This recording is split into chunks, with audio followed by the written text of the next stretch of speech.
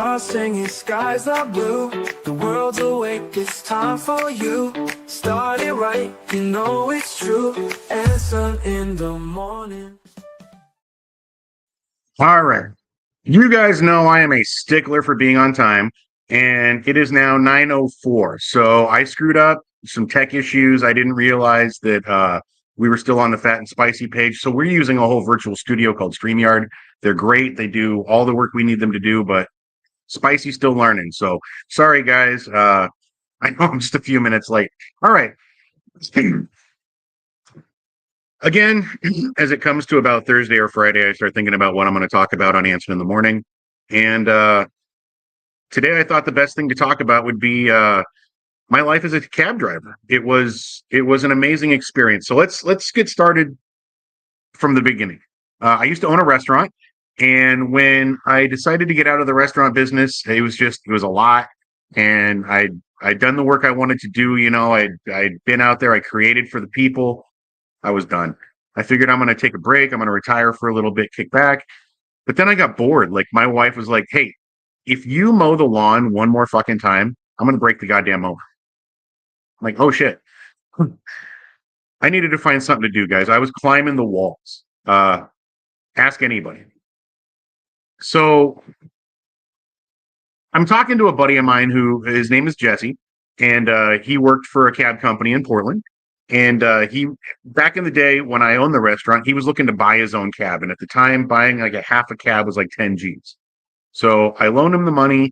And he was out there with his own cab talking about how great it was, how he was his own man. He's making his own living. He's, just doing what he wants out there, taking people from A to B, making good money. He's got regulars that take him where they need to go, and they tip him well. And, it was an adventure. And you know me, man. As we get into this, you'll learn I'm all about adventures.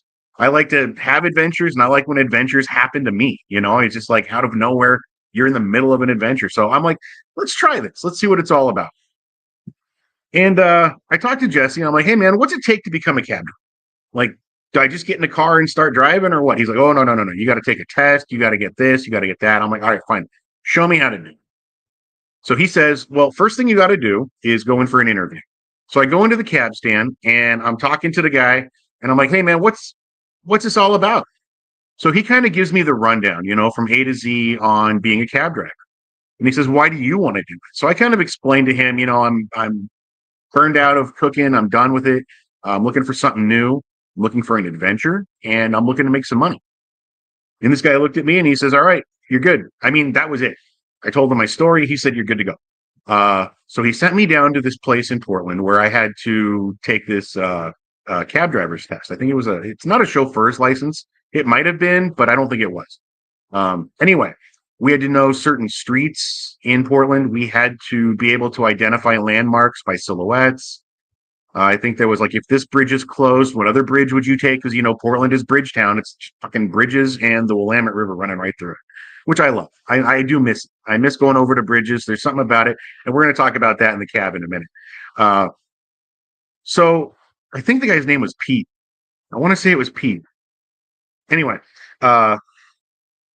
Pete gives me a shot. He goes, "All right, so here's what it is. You're going to spend 3 days with 3 different cab drivers, and you're going to get some training." And I'm like, "Cool, let's do it." So we go, and the first day I worked with, I think his name was William. He was an old guy, gray hair. He'd been doing this. Pete Fish. Yeah, that's the guy. Pete fucking Fish. He was a good dude. I actually liked Pete. He was like our cab manager, and he seemed, to me at least, to be a very fair dude. I know he didn't like some cab drivers. There was old crusty cab drivers there, that would come in and he's like, "Oh, whatever." And, they'd go out of his office. God, I can still remember that musty old office. Dude, I wish I had pictures of this place, because when I talk about like a cinder block, it used to be a horse barn for Portland police, and they turned it into a cab shop. So when you pull into the front of it, you had your gas pumps and the tire shop and the mechanic shop. You pull through, and you had like the offices. We'll talk about it all in a minute. But it was a beautiful cab shop. It was very old. Do you remember the TV show Taxi? When they were downstairs in the cab garage, that's kind of what it reminded me of. It was very cement, very dingy, very oily. I don't know. It was gross in there. but it was awesome. It was like awesome gross. It was like sex. It was like gross great, you know? Um, I'm just kidding. But it was a one of a kind experience. So Pete gets me in with this guy named, I think his name is William, old gray haired cab driver, been doing this since Moses wore short pants. And he starts training me. And let me tell you, so each one of these cab drivers had each one of the three people I worked with had their good and bad points. So this guy was all about safe driving. His thing was you got to see the car's tires in front of you. You always got to pretend like you have your grandma in the back of the cab holding a cake. So you can't be like, braking hard and all this. You have to be very gentle on the car and very gentle with the customers. And so he was all about like the smooth ride and the quickest way there, which I love because he taught me a lot. He even showed me how to program my GPS, a little thing back in the day that you used to stick to your window that plugged into the cigarette lighter, the Garmin. He showed me how to program that to get you the fastest routes and to update you on road closures, which I didn't know how to do. So this guy was like, he was cab driver supreme. I'm sure he made a ton of money. I don't know if any of the guys are still out there. So anyway, he trained me on the safe drive. And that was super important because, I was always a kid, my first new car was a Mustang. I liked the sports cars. I liked going a little bit fast, I drive a Charger today because it's nice to go fun and fast. But he taught me how to slow it down, how to be a little bit calmer, and the people appreciate that. So I learned. Let me get some coffee. All right. And that was my first day. He taught me the ins and outs of what the cab company wanted. He was the perfect trainer, like the perfect trainer. All right, day two. I get put with the guy. I can't remember his name. And he was a Muslim gentleman. I'm not religious shaming. I don't care what your religion is. I'm just telling you the facts. He was a Muslim guy. And we get in the car, and it was about 4:30 in the morning. And we pulled down to a place where there's no cabs, there's no activity, nothing's going on. Fine. I'm sitting in the car listening to the radio. He's on his iPad talking to whoever. And then he gets out of the car and he goes and he grabs his prayer mat and he puts it on the ground behind the cab outside. He does his prayers, which fine. I just didn't expect it. It was very shocking. But it led to a cool conversation because when he got in the car, I asked him about it. I mean, why not, right? He did it. He was right there. So we talked about it. And he explained how they pray to Mecca and this and that. And it was fascinating to me. So real cool. Maybe I'm making a new friend of a different religion and it'll be cool to know the guy. We sat in that spot for 2 hours while this guy hit reject for any call that wasn't going to the airport. Now, airport calls are great because in Portland, the airport's kind of out, Northeast Portland. And a lot of those calls are 30, 40, 50 bucks off the bat. Great. This guy was rejecting every single call. So finally, I tell him after about 3 hours of this, he's like, we're going to go by the cab shop to go get coffee. There's a coffee place by the cab stand. I'm like, cool, let's go. So we go. I'm like, hey, let me go talk to Pete real quick. So I go talk to Pete. I'm like, hey, man, I can sit in a cab and learn how to reject calls all day from any trainer. I'd like to take some calls and learn how to do this damn job. He goes, what's going on? And I'm like, I'm not trying to snitch on the guy. I'm not trying to be a rat, but I want to learn. And I can't learn if this guy's sitting in a parking lot all day just rejecting call after call when we could be out on the road. Like, dude, I have a motto, and I don't know if somebody told me this or it came up from me, but more trips, more tips. The more those wheels are spinning, the more money you're making. Every time your little machine went beep, beep, beep, beep, beep to give you a job, that's an ATM machine spitting out cash for you to keep. Most of it tax-free if you don't report the cash shit. It's great. All right. My throat's getting a little sore. I don't know why. Maybe because I do so much talking on PNS Studios. All right. So here we go. Pete sends me home. He's like, you know what? Don't worry about it. Come back tomorrow. I'll get you a new trainer. Somebody who will really help you out. I'm like, great. So he hooks me up with this nice lady who I lived in Hillsborough at the time, and she didn't live too far from me. Pretty close. So we were kind of like neighbors. So we had that connection, the Tana's born Hillsborough area. And she's driving around, and man, I'm noticing that she is giving every single person that gets in their cab, whether it's a homeless dude that has a voucher to go to the methadone clinic for free, or it's some rich lady from Lagos. We go, this lady is giving everybody chauffeur treatment. She opens the door. How are you today, sir? This guy's scraggly with a beard. You could smell that he hasn't had a shower in 6 days. And she's like, how are you? Where are you headed to? Very calm, very soft. And he's like, I gotta go there. She's like, okay, no problem. Let's go. Do you have a voucher? He hands her the voucher. And we drive her there. We drive him there. And at the end of the trip, she's like, sir, I hope you have a great day. Thank you so much. And this grouchy, scraggly looking dude got out of the car and he's like, you have a good day too. And I'm like, whoa, look at that. A few kind words can change the whole attitude of the conversation. How amazing is that? And I learned a lot from that lady in one day of driving. We worked the whole shift. It was every single, and guess what? She was raking in the cash. And I mean, just hand over fist, people loving that she's a good person and this and that. So I learned right on the spot. As soon as that car door opens, the curtain goes up, the stage lights go on, and you are exactly who they need you to be. He was actually pretty good. So I'm feeling confident about driving this thing. I'm learning the MDT, which is what we called is it the MDT? Which is what we called the thing that used to give us orders. It would beep and you had to be the closest car. If you were the closest car, you can accept the trip and you're on your way. And if you rejected it, it goes to the second closest car and so on and so on and so on. Now, there's a lot of reasons for rejecting trips. I didn't write that on my notes here, but we're going to talk about that. I've rejected my fair share of trips, and not because they weren't airport trips or nice long jobs, but because I know the person. So I've always been the kind of guy that, I'll show up, I'll try to do the job, I'll try to give them the full Anson, you know what I mean? As Joe put it from my second taxi job. Give them the full Anson. We need you to step it up on this one. You got it. Because that's what I do. I'll schmooze all day. I'm the king of schmooze. Ask anybody. I get to this one lady's house and she is just wackadoo. And I mean wackadoo. I take her to the store. She wanted to go to the store. She's like, now you wait here and don't turn on the meter. I'm like, my job is to keep the meter running while you're in there. But I'm nice, right? I'm like, I tell you what, let's split the difference. I'll turn it on for 5. If you're not out in 5, I'll put it on pause. That seemed to sedate her. And so it made me a few extra dollars instead of being a dick. And I thought, hey, I'm doing good customer service and maybe I'll get a nice tip out of it. 45 minutes later, she comes out of the goddamn store with like 3 grocery carts, pulling them. I'm in a Crown Vic. And I got to load this 3 carts full of shit into my trunk and into my back seat while she's in the front. And the whole time she's talking about how Hillary's a criminal and our I don't care what your political affiliation is. I really don't, as we talked about on last episode. But when you're just sitting there, just going off and won't shut up, like, I don't want to hear this. I turn the radio up just a little bit, just to try to drown her out. No, she talks louder. We get to her house. She gets out. She walks inside and she's waiting at the door like this with her arms crossed. Like, are you going to bring in my groceries? Fucking fine. I go bring in her groceries. The fare was something like $21, $22. Should have been 50. And she hands me 25. And she puts her hand out for the change. And I'm like, okay, here you go. 1, 2, 3, 4. Hand it to her. She turns around and walks inside.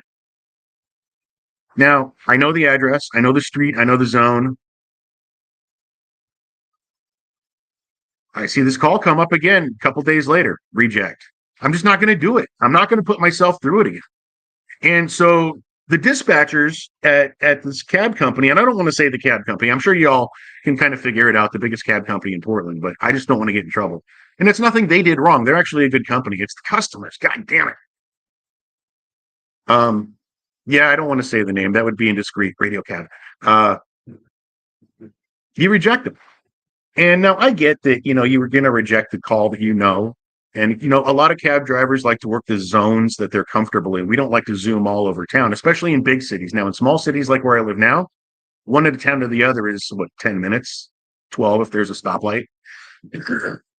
But in Portland, you don't want to have to go from Southeast Portland to Northwest Portland and then wait for a call in Northwest to go back to the neighborhood you like.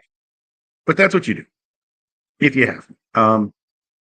So you start rejecting calls. So let's talk about my first day because we're getting off topic. Let me tell you about my first day. Let me tell you about my first call. My first call, I'm in the car, log in, ready to go. I get a, and I'm at the cab stand when I log in. Now that's a mistake. You should log in your zone that you want to work. But no, I logged in at the cab stand. I'm like, oh, let's get started. Beep, log in, beep, beep, beep, beep, beep, get a call instantly. Like within 10 seconds, I'm like, no shit. Daddy's making money. I go out to this apartment complex in Northeast Portland. And this lady gets, now let me set the scene. Here I am, in a shirt like this, like bowling shirt, nice slacks, black shoes. I'm in a Crown Vic, number 75, my car. Love that car. I get that car almost every day if I could. It was just a good car. Um, I get a call out to Northeast Portland. I go to this apartment complex, and now, mind you, this is at like 4 o'clock in the morning, maybe 3:45. This African American lady comes up to my car with a baby seat.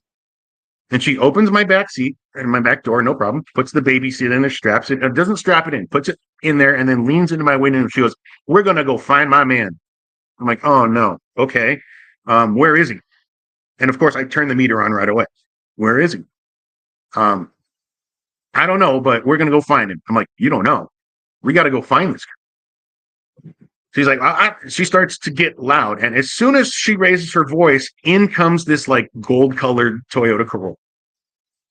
And this black dude in there, African American guy, like huge, big guy. Like if he wanted to hit, he would have pounded me into the ground like an Italian nail. You know what I mean? It would have sucked. He's in the car and she's like, "There he is." And she walks over to him and she's like, "Where you been?" And he goes, "I've been out with the boys." She goes, "No, you haven't." And she punches this guy in the lip, right? Just, pow. And she's like 5 foot nothing. She might weigh like 90 pounds, tiny little thing. Beats this guy in the mouth with one punch. You can already see she split him. He's bleeding and he's crying, "I'm sorry, baby. I'm sorry." She's like, "You ain't even sorry yet." She looked at me. She's like, "You can go." And I'm like, "Yeah, I should go." And I lean out the window. I'm like, "Your baby." She forgot all about the fucking baby seat in the car. She's so mad at this guy. She walks over like, "Oh yeah," grabs it. He pulls into the parking lot. And as I'm driving away, you can see her with the baby seat in her hand and the other hand in the air running after this guy. I felt, as a kid who's been hit before, I felt real bad for this guy because I knew it was coming to him. And I bet, what was that? Fucking 15 years ago? I bet they're still together. I bet that kid's in college. I bet he's got a great life. I bet she beat him into submission.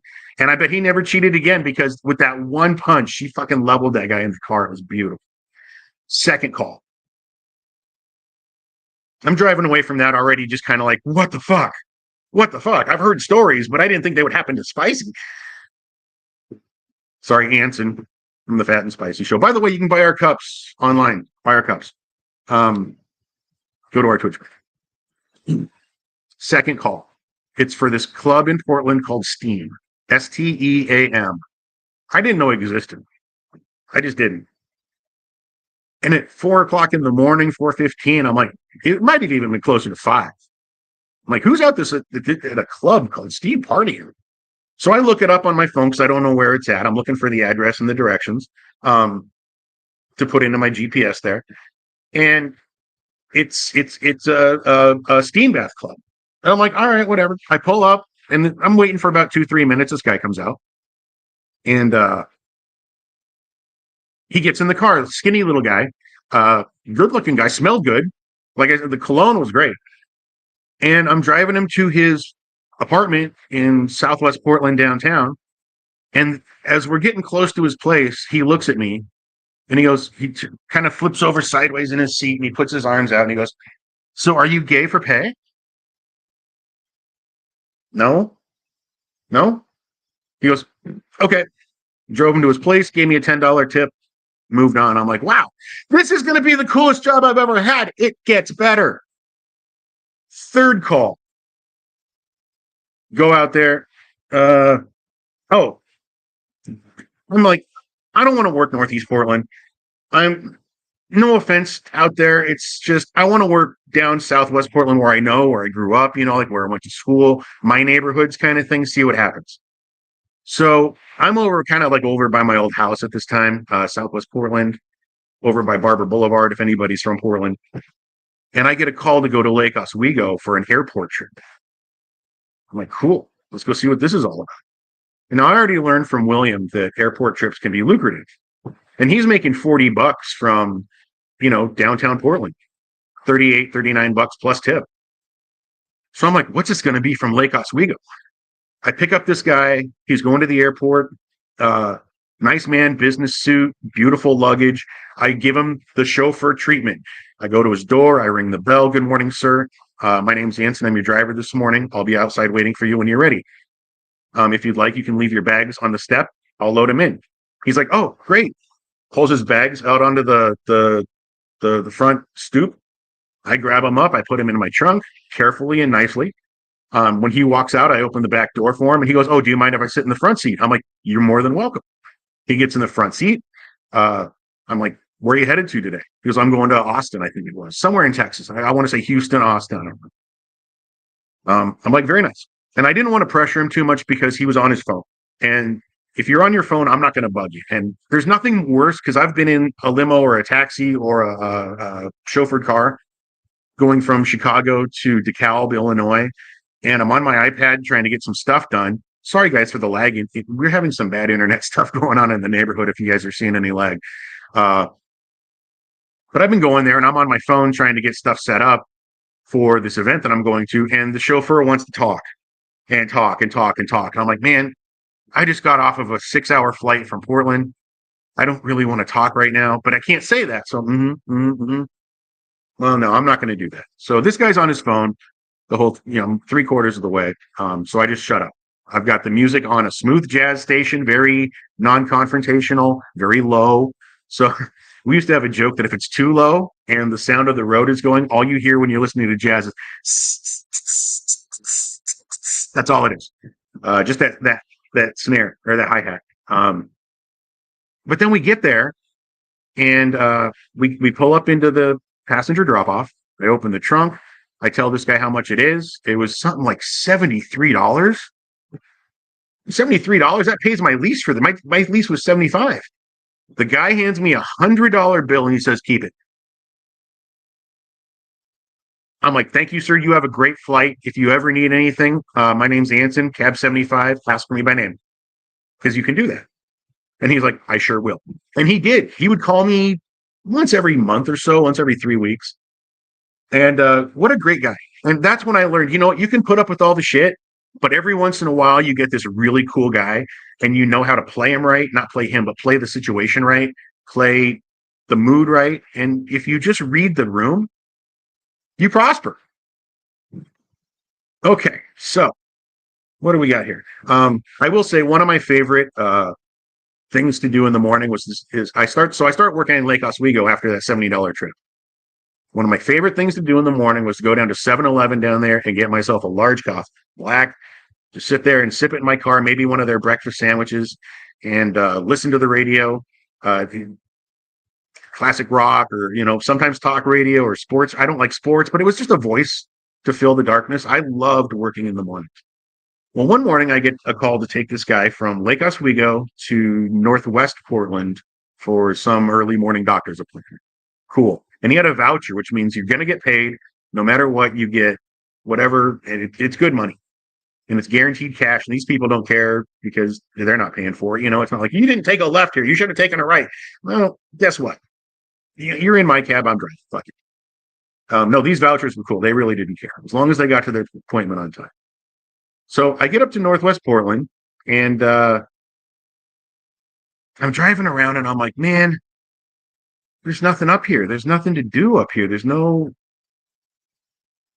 cool trips right now. It's all dead. And then as soon as I think that, I get a call. And to take a guy from not the same guy, but a different guy from the medical facility that we were at back down to Lake Oswego. I'm like, I'm going to get paid to go back to my home base. So I take him down there. And mind you, I've only been doing this for a couple of days now. I take him down there to his hotel and I'm like, we're talking the whole way. And he's like, yeah, tomorrow I got to go back home. I'm like, where's home?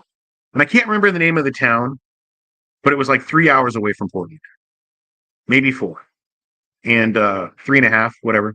And way out, Columbia River Gorge. And so I'm out there cruising and Anyway, so I'm talking to the guy, and I'm like, I got off track and I lost my train of thought. I'm reading the chats here. GB's sitting there distracting me. I love you, man. This kid is like, tomorrow we're going back, 7 a.m. I'm like, okay, how you getting there? You need a ride to the airport? He goes, no, we're driving. We're taking a cab. A 3 hour trip in the cab? Yeah, you got it. So I tell him, I said, and because it was a voucher trip, you can't set those up with a single cab. Like I couldn't schedule that for the next day. So I told him, I was like, what time are you going to call for your cab to tell him you're ready? He goes, 6:45. Dude, at 6:30, I'm sitting in front of his hotel, waiting for the call because I'm the closest cab. 6:40, I'm starting to rub my hands and starting to drool for that money because I know it's going to be like at least a $400 or $500 trip. 6:50 comes, no call, no beep. I'm like, did somebody else get this call? And I can't call dispatch and be like, did you give this call to somebody else? That you can't do that. 7:25. Beep, beep, beep, beep. I look up, it's from my hotel, and guess where it's going? To my location, baby. Money, money, money. Now, since I had gotten there so early and I'm sitting there waiting for this guy to call and I didn't want any other cab to get closer, I didn't pee. And I should have. So for a 3 hour trip, because these guys really wanted to get home, they were in pain from this medical thing. I had to pee the whole time. Now, I don't know if you guys are like me, but if you hold it for 3 hours, when you do need to go, it takes another hour. Like it doesn't, I don't know what your body's like. No, no, we're not peeing right now. You held it for 3 hours. Excuse me. We're going to hold it for 5 more. Well, I had that 7-Eleven coffee in me, a large one, black. I'm like bouncing in my seat the whole way there. And I wanted to be like, hey guys, I need to pull over and stop to pee. Um, but this guy's in the back when we're driving, like, oh, I didn't want him to be in the back while I'm peeing. So I don't know. I was just trying to be a good cab driver. Maybe that's why I have kidney stones today. So I finally get this guy to his place and I turn off the meter. Dude, this thing was like what? $590. I couldn't believe it. That paid my lease for over a week. Not really, but I got paid. And I'd only been driving. So it was 3 hours each way, 6 hours. This thing started at 7. It's about 3. It's time for me to turn my cab in. And you can't be late. If you're late, you have to pay, I think it was like $5 a minute that you're late or some shit like that. $5 every 15 minutes that you're late because the next shift, there's a night shift that has to take my cab out. And she's the owner of the cab. So I definitely don't want to be late for her. So I pull up, I get a call. I have to reject it. It's a nice airport, but I have to reject it because I got to be back on time. So I show up on time, get the cab done, and I'm walking away feeling like a winner. I turn in my cash receipt. I get paid cash. That's what they do. You have these little tickets that you fill out for the voucher. You hand it into the cash office, which is like just like in a casino. It's a cage. We called it the cage. It was a room that had bars on the windows, and there was a lady that sat there. Nice lady. If you got to know her, otherwise, because she's seen cab drivers come and go. If you're not a long timer, she don't really give a shit about you. And she just counts you out cash right there on the spot. If you had credit card receipts, you take them into her and she'll count you out cash right on the spot. It was beautiful. They got to the point at one point where they'd give you these little prepaid cards later on. And then when you turn in your credit card slips, they'd put it on this card. I hated that because I'd go home with $500, $600, $700 a day in cash every day. Like we were rich. Cab drivers were doing so good when I started. So there was this one day, guys, I'm going to tell you, I got 13 airports in a row. And I'm not shitting you. I was started in Lake Oswego. On my way to Lake Oswego, I'd type in around Southwest Portland, instantly an airport. Grab the guy, take him out, $50. Heading back, I get about to the same spot, another airport. Dude, I was doing this all morning, all that. I didn't have time to stop for lunch. I had done 12 airports in a row, which I was talking to my friend Jesse, and I think that's a record. It's got to be. It's got to be. I'm not exaggerating, guys. You know, I like to exaggerate a little bit on my stories, not at all. I'm heading back across the Morrison Bridge. Heading over back to the cab stand. I'm like, I've made my money. I don't need to be out here anymore. It was like, 2:45. I needed to be back at 3:30. I get half a mile from the cab stand, another fucking airport. Another dude, I almost had a feeling that dispatch was like feeding them to me, like just see, let's see how many this guy can handle. I know that's not the fact, but it was still pretty fucking cool. Just airport after airport. I ended up making so much money off. So as you all know, my one of my best friends in the world is Mr. GB, as you see in the chat. We've talked about him, how we met in high school. We've been together. We shared an apartment together for years. We've had adventures together, like super adventures. One of these days, we're going to get in the whole bounty hunting thing, and GB was a part of that. We'll talk about all of that. It was an experience. Like I said, I've had an amazing life. If I died tomorrow, I can be like, dude, I did everything that I wanted to do in my life. I had so much fun. I was terrified. I was excited. I was horny. All of these things that have happened to me. And it's just amazing. So I'm talking to GB about how great this job is, and he's looking to make some money. Mind you, Uber's in town at the time. They just came in. So I'm living the fat life. I came in at the tail end.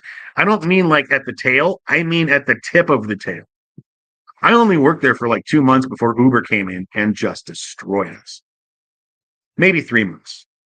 But in that time, I had gotten GB a job. I'm like, hey man, you need to try this. This is good money. It's a lot of fun. You do what you want. If you don't want to work today, as long as you pay your lease, you can turn off your meter. You can go see a movie, go have lunch wherever you want. Dude, I used to just turn off my meter for 45 minutes, go in and get a haircut. I need a haircut now. I'm getting shaggy. I used to go see movies. It was, dude, whatever you want, as long as you pay your lease. So he started working with me, and I'm like, dude, you got to get to Lake Oswego with me. We'll just tag team these airports back and forth, because I'm sure that while I'm out on a trip, I'm missing these other airports coming up. And sure as shit, he's out there and I'm out there. We're the only real 2 cab drivers working Lake Oswego, and we're killing it. We're taking these people out to Wilsonville, or we're just running them out to work somewhere else in Lake Oswego, or just up the road, Barber Boulevard, wherever. But we're killing Lake Oswego. We're just the 2 cab drivers knocking it out. And I used to remember, dude, we'd park like this side by side. And just yak it up in the mornings while we're waiting for calls, listening to the radio and laughing and just being a couple of chuckleheads out there. And then we get a call and either he's off or I'm off, and we'd meet each other later. We'd meet each other in Northwest Portland for lunch, or Lake Oswego for lunch, or wherever. I'll tell you one thing though. This is a huge shout out to, I think it was called the Gateway Breakfast House. Cap 69 now, no shit. Was it Gateway Breakfast House, GB?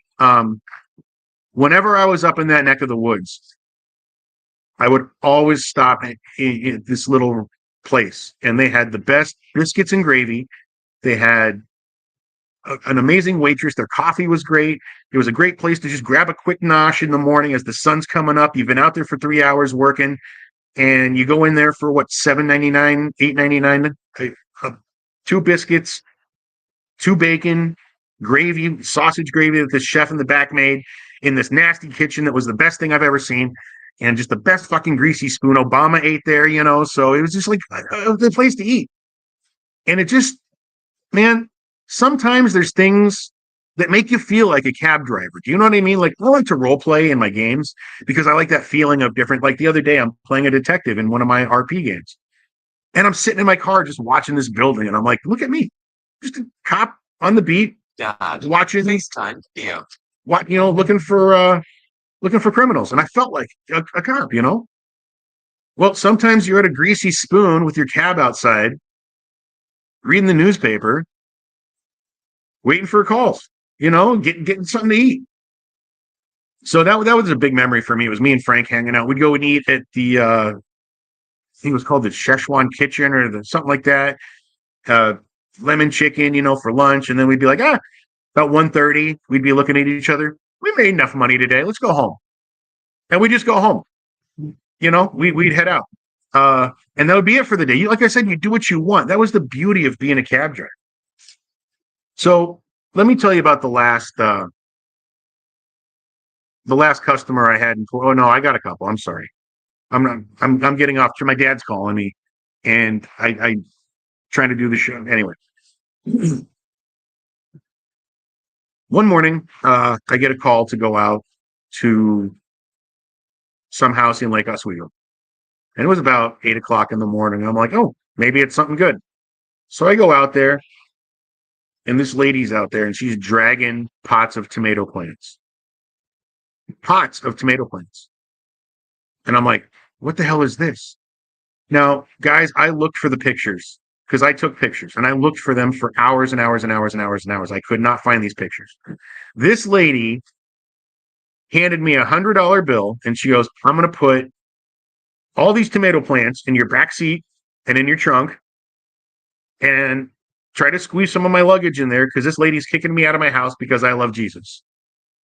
I'm like, okay, let's go. And we go, and the fare was only like $30 to where she was going, but it took a while to put the plants in. So I'm like $50, right? Dude, my trunk is open with tomato plants hanging out. The back seat window, the back door windows are down with tomato plants hanging. I look like Cheech and Chong Primo with their fucking plants hanging out. Jesus Christ. And we're going down the fucking road with this lady in my car singing hymns. Jesus. I'm like, yeah, no wonder she kicked you out. I can't hear you over my own thoughts. And then she proceeds to tell me that she doesn't want to move into this new place because she knows the neighbor can control the crows and will make her stay up at night. What? Huh? What the fuck did you just say to me? What? Your neighbor, you haven't even met your neighbor, but you already know that she'll control the crows and keep you up at night because she's a demon or whatever. Okay, cool. We get to the place, and again, the fare is like $30. And I turn off the meter when we get there. Blackbird singing in the dead of night. No. That's a different story. We're getting there. So I unload these tomato plants for this lady. We take them out. And like I said, she handed me $100 bill. I'm like, this is mine. Cool. I'm going to give her a discount. The fare was $30. I figured $20 for the plants. I'm going to give her 50 back. So I go to give her the $50 back. And she's like, the fare's only 30. I'm like, yes, ma'am, but I'm adding an extra $20 in for the labor. She goes, a good Christian wouldn't do that. I'm an atheist. I said, ma'am, I'm an atheist. So I don't feel like a good Christian and I have to make money. I have kids, I have a family, and this costs me my time. So, I mean, it's my business out there. So I have to protect myself. And she calls the cab company and tells them I robbed her of $20. Now, mind you, this is one thing I'll say about the cab bosses.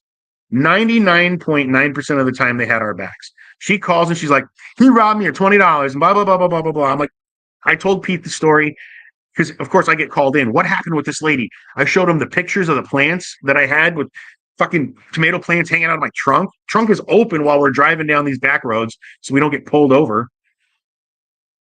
And he's like, you shouldn't have taken the call in the first place. I'm like, fucking tell me about it. But I'm trying to be a good dude. So what do you want me to do? I didn't rob her of $20. I took 20. I told her that I was doing it. She handed me 100. I figured she was going to give me 100 for the whole trip. Why hand it to me? Right? Ahead of time. Here's your money. No. He says, don't worry about it. I got your back. Nothing's going to come of this. Just go back to work. But I'm pissed. So now I'm like, man, am I in the right business? Because I meet some really cool characters, and then I'll have like 3 great days in the cab, and then 2 days of just sheer bullshit. One call after another of people who are, shitting themselves in my car, or some lady who offered to spit on my, what, while her friend did this because they couldn't afford the fare. What? No. Excuse me. No. I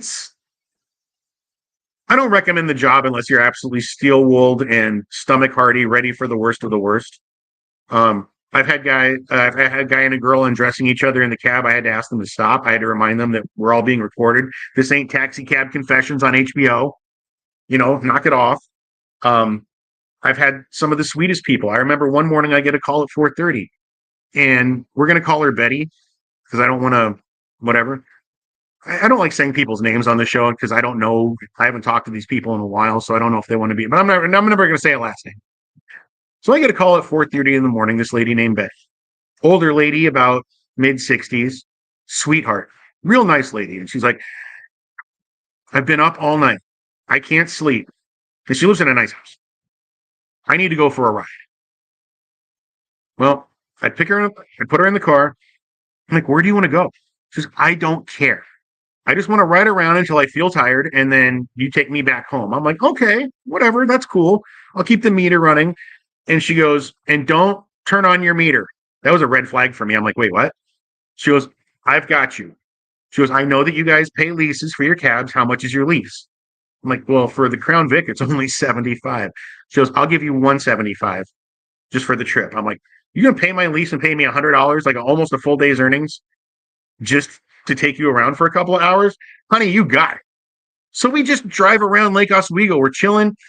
She becomes one of my best customers. She would call me up every morning, 4:30, 5:30, 6 o'clock. Let's go for a ride. Or I need to go to the store, or this or that. And her favorite thing was, don't turn on the meter. I got you. And she would always $75 for the fare, $100 or for the lease, $100 for the fare. And that's just how it came to be. And then I'd work a couple hours after that, grab a few more airporters. I made a good living out there. Just having this one regular customer. One of the last trips, because she knew that she was getting old and her kids were going to put her away, she bought me this watch. I've worn you can tell by the face, it's all scratched up a little bit if you can see in the light of the camera. Um, I've worn this watch almost every day for the last 15 years. She told me one day, I picked her up and I was like, where to? You want to go for a ride? She goes, no, I need to go to the jewelry store. I'm like, okay. She goes, I'll just be in it. I'll be out in a minute. Well, cool. Rich older lady. She's going to buy a gift for somebody. About 15 minutes later, she comes out to the cab and she goes like this. She goes, I need your opinion. And she had this and a different watch up. And she goes, which one do you think would make a better gift? And again, not even on my radar that she was gifting me something. I said, I think the silver one's kind of sharp with the black face. And if you're wearing a nice suit, it would look good. And she goes, you got it. And she told the guy, ring it up. And he put it on the counter and she slid it over to me. And she goes, that is for being the best cab driver I've ever had. Man, I almost cried my eyes out on the spot. I couldn't take it. I told her, this is too much. You can't. No, I mean, every day I pick you up. You pay me my lease and you give me $100 in my pocket just to take you nowhere for a 20, 30, 40-minute trip. Maybe you want to go to McDonald's or whatever. She's like, you've been a friend because you listen and you don't talk. And that's the most important thing to me. I'm like, oh shit. Oh shit. I found out that she passed away. I'm gonna get emotional. I found out she passed away about 5 years ago. I got a call from her daughter, and she's like, I know she loved you. You were always her favorite cab driver. She always talked about her favorite cab driver is going to take her here tomorrow, or take her there tomorrow, or take her here. And I always thought that was something very special. And it's amazing that you drive these cabs for so long that you make some amazing friends. Amazing friends. Okay, we're getting down to the nitty-gritties of this as far as time goes. So let's see. What do we got here? We covered that. We covered that. I'll tell you what, as a cab driver, you got to trust your gut. You always have to trust your gut. I got a call one day to go out to take this kid from someplace in, I don't know where, Oregon City to Clackamas to this stupid little apartment complex that was just shady and gritty as hell. I pull up to the spot. He's like, just stop here. I stop. He gets out and walks across the lawn of the apartment complex into an apartment.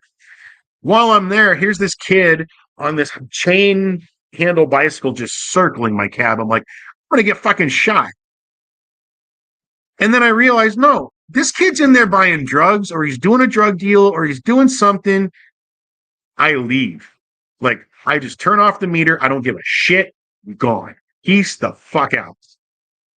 The next morning, I heard from another customer that was kind of in that area that there was a shooting that night over some shit, and cops and paramedics and everybody was all over that place. And I'm like, something told me that I shouldn't be at that apartment complex, that I needed to leave. It's funny, we were talking about supernatural shit.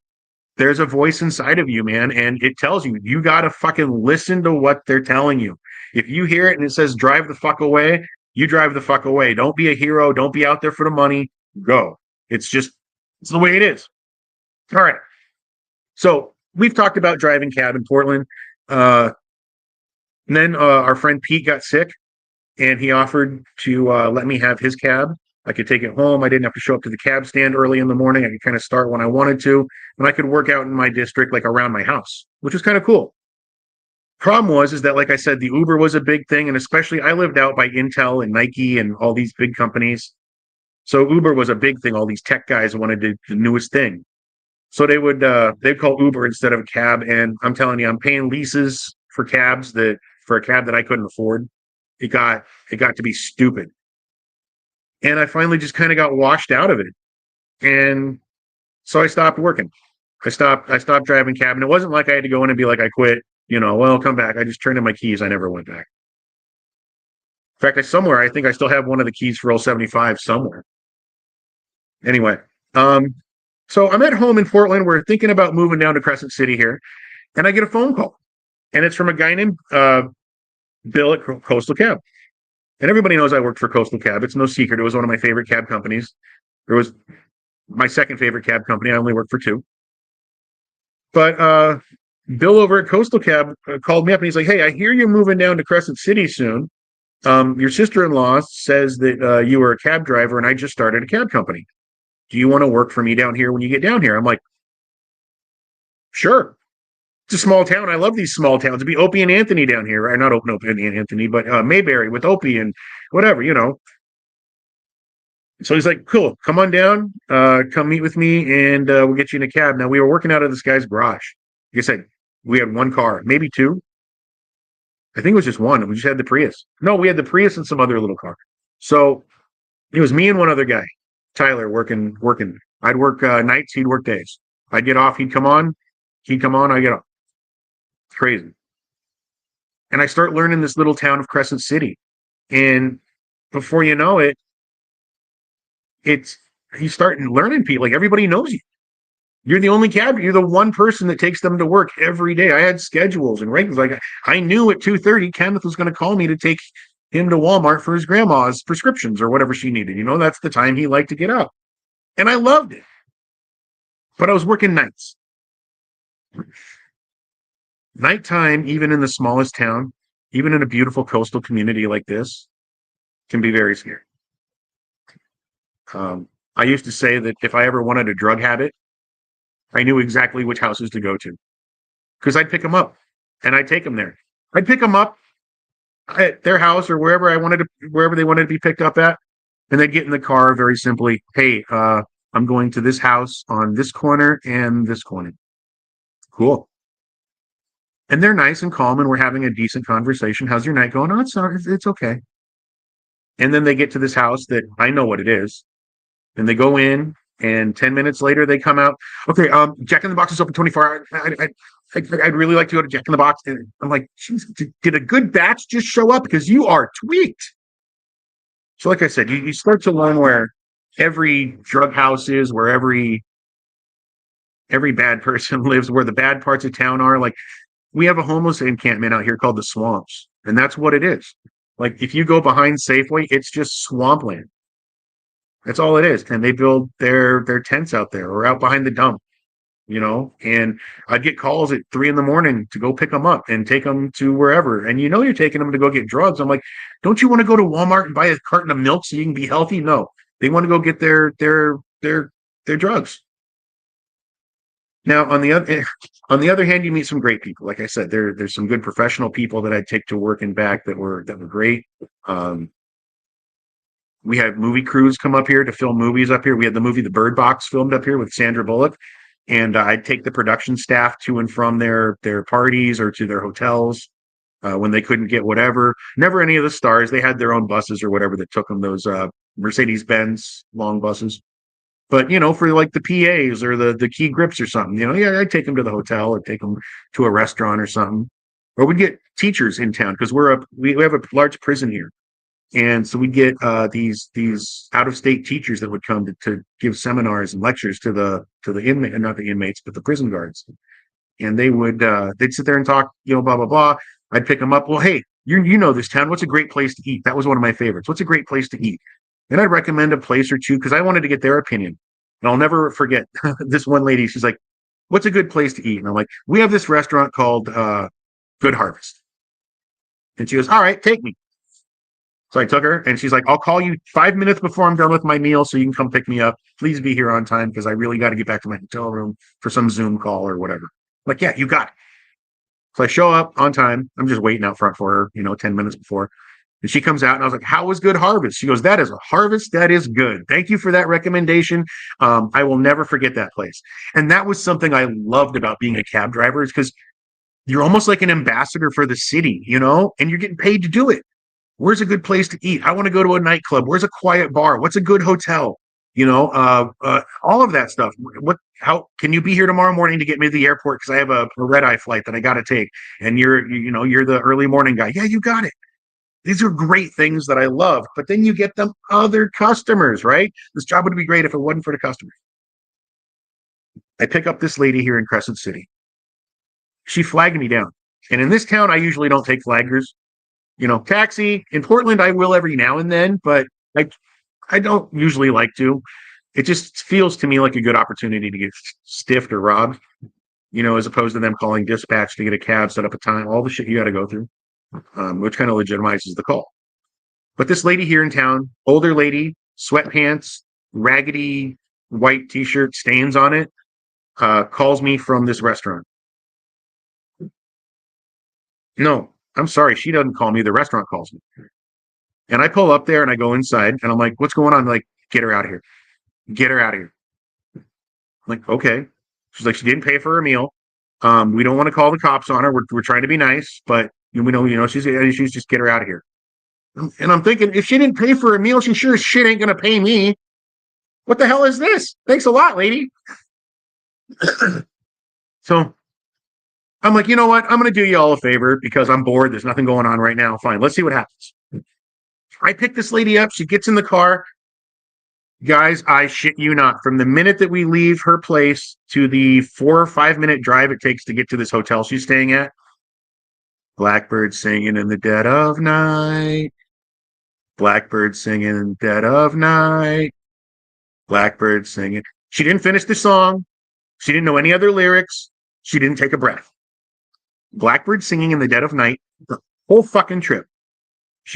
We get there, and I had the meter running. The meter was like, what, $6-7? She hands me a $10 bill. She goes, "Keep it."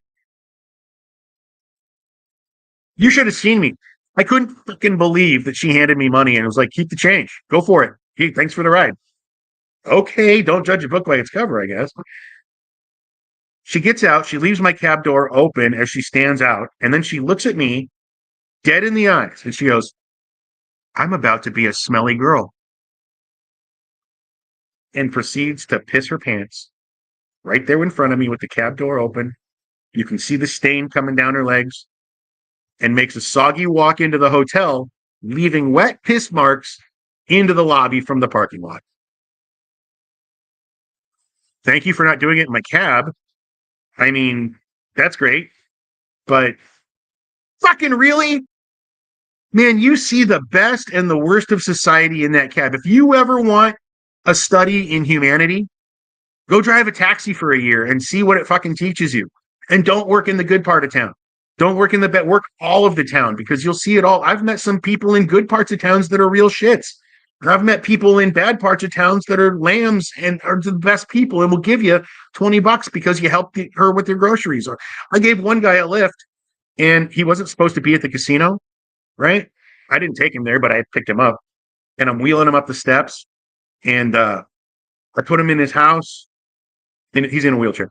Put him up in his house, and his daughter comes to the door. She's like, "He was at the casino, wasn't he?" And I'm like, "Yeah." She handed me, and he already paid me, but she handed me $20. And she goes, "Thanks for getting him home safe." He closed the door, and I could hear her yelling at him. But you do a good deed, help people out. Maybe take the extra mile. More tips, more trips. And for anybody who wants to drive a cab, take care of your customers. They'll take care of you. And always take care of your car. Get that oil change, check the tire pressure, because that is your livelihood. That's your office. My car is my office. My office is the world, and the world is my oyster. It's the best part about being a cab driver. Guys, we're getting down to it. I've got to pee. I've had 2 cups of coffee already, and I'm sitting here like I was on that trip, the 3-hour trip bouncing now. But we got to do a little business. Like, follow, subscribe. Please check us out on YouTube. It's at the PNS Studios. It's right there on the bottom. Not studios, studio at the PNS Studios. It's Fat and Spicy Studio. Check us out on Instagram, Twitter, Twitch. Thursday night, we're doing Fat and Spicy once again. I'm getting back on the wagon for doing Behind the Pint. Now, I know I've been neglecting Behind the Pint, and it's not that I've been neglecting it. Well, it is, but I've been trying to put a lot of energy into this. As you see, I spent a lot of hours trying to write this out, think my thoughts, trying to get them in order so it's nice and clear for you guys. But please, if you can, like, follow, subscribe, click the buttons, leave a comment on the bottom. I hate having to do this business like we talked about in the last, but it's the business that I'm in. The comments mean something. The likes mean something. The views mean everything. Like, that's where it's at. So, guys, share it. If you see this on Facebook, click the share button. If you see it on YouTube, fucking tell your friends. I don't give a shit. Say, look at this old bald guy with a bad attitude talking about shit, drinking beer in a coffee cup, pretending that he's... No, I'm just kidding. It's coffee. But yeah, put the word out, guys. We're trying to make something of this. And even if not, at least I get it out there for the world. So until next time, I'm Anson. This has been Anson in the Morning. And thank you guys for showing up. I'll see you